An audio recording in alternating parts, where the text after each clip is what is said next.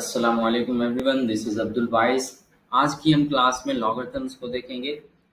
देखें, लॉग के अंदर 3-4 चीज़ें हम थ्योरी में देखेंगे, उसके बाद फिर हम अपने क्वेश्चंस पर मूव कर जाएंगे। अब देखें, क्वेश्चन जो आईबीए टेस्ट में आते हैं लॉग से रिलेटेड, उसमें थ्योरी वाली 3 चीज़ें ही यूज़ होती हैं, उसके अलावा आपको एक भी चीज़ नहीं मिलेगी। अब वो 3 चीज़ें क्या हैं? फर्स्ट ऑफ ऑल, बेसिक चीज़ के एक्सपोनेंशियल फॉर्म से लॉग फॉर्म में कन्वर्जन कैसे होती है, उसका यूटिलाइजेशन हो रही होती है अपनी प्रॉब्लम्स में। और दूसरी चीज़ जो लॉज ऑफ लॉगरिथम्स हैं या रूल्स ऑफ लॉगरिथम्स, उनका इस्तेमाल क्वेश्चंस के अंदर हो रहा होता है। और थर्ड थिंग, कुछ ऐसे कॉमन यूजेस हैं लॉग के या उनकी कॉमन फॉर्म्स हैं जिनका इस्तेमाल आप देखोगे क्वेश्चंस के अंदर, या आपको या इनका यूज़ करना पड़ जाएगा। सही है। अब इन चीज़ों को देख लेंगे, ये 7-8 चीज़ें हैं। उसके बाद हम क्वेश्चन पर मूव कर जाएंगे, क्योंकि question is the most important thing, उसी की हम प्रैक्टिस कर रहे हैं। तो let's start with the change of exponent form. देखें, एक्सपोनेंट फॉर्म क्या होती है? उसमें एक बेस होता है और बेस के ऊपर एक पावर, इसको हम एक्सपोनेंशियल फॉर्म बोलते हैं। एक्सपोनेंशियल फॉर्म से अब लॉग फॉर्म में कन्वर्ट किस तरह करना है, लेट्स सी। अब first of all you will see कि आपने लॉग लिखा, एंड देन आपने देखना है कि एक्सपोनेंशियल फॉर्म के अंदर बेस कौन सा था। इन दिस केस ये रहा बेस आपका एक्स, जिसके ऊपर पावर आ रहा हो उसको बेस कहते हैं। एक्स हमारा बेस हो गया, इसको आपने जी के नीचे लिख देना है। एंड उसके बाद क्या करना है, अभी पावर को ना इसको आप इग्नोर कर दो। अब देखो कि इक्वेशन की दूसरी साइड पर क्या चीज़ है, उसको आप लाकर लॉग के सामने रख दो एंड फिर इक्वेशन की सिंबल लगा दी।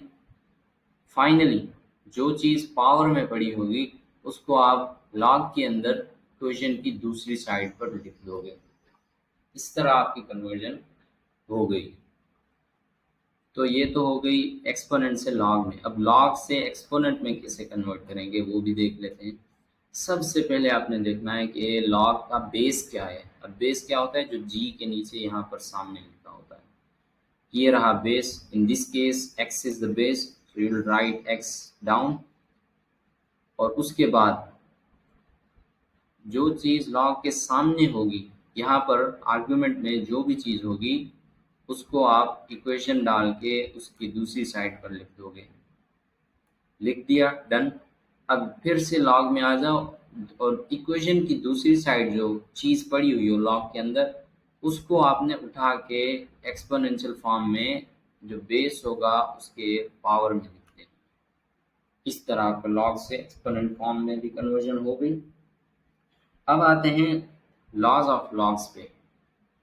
सही है। इसका first of all addition rule या फिर एडिशन लॉ, ये क्या कहता है? इट सेज कि जब भी आप प्रॉब्लम में दो लॉग्स देखो, देखिए यहाँ पर ये देखे और यहाँ पर ये भी देख लें, ये एक सिमिलर चीज़ है। जो जब भी दो लॉग्स देखें आप, उनका बेस सेम हो, बेस उनका सेम हो और उनके बीच में पॉजिटिव सिंबल हो, तो उन दो को आप एक ही लॉग में लिख सकते हो। एक लॉग लिखा, उसका बेस सेम डाला, और फिर जो यहाँ पर आर्ग्यूमेंट में चीज़ें पड़ी थी या लॉग के सामने जो चीज़ें पड़ी थी, इनको आपने उठा के मल्टीप्लाई करना है आपस में। बस इतना काम करना है।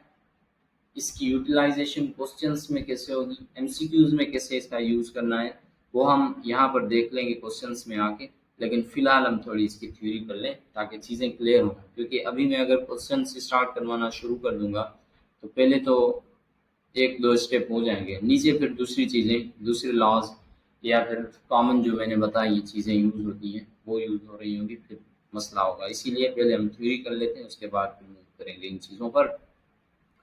अब दूसरा सब्ट्रैक्शन रूल, ये बिल्कुल सिमिलर है एडिशन रूल से, बस इसके अंदर है कि दो लॉग हों, उनका बेस सेम हो, लेकिन उनके बीच में सब्ट्रैक्शन की सिंबल हो, उनके बीच में सब्ट्रैक्शन आ रही हो, तो क्या करोगे आप लॉग एक बार लिख दिया, लॉग आपने एज इट इज़ उतार के इस तरह करके लिख दिया लॉग